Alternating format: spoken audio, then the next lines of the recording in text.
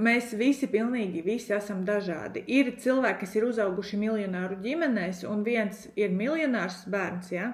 Otrs nonarkojās, nodzerās, nopīpējās un vērtās pa grāviem un bomžojās. Tā kā vecāki mūsos daudz ko var ielikt, bet daudzus lēmumus tu pieņēmi pati neatkarībā no vecākiem. Visbiežāk tieši jaunākie bērni arī ir tie, kas ir tādi bezrūpīgākie.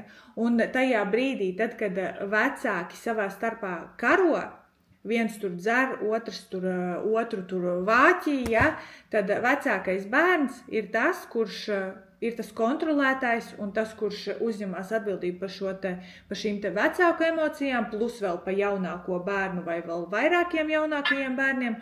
Un šī te atbildība un slodze mentālā, kas ir uz šo te mazo bērnu, vienalga, lai vai viņam būtu 15 gadi vai 5 gadi, ja tas ir bērns.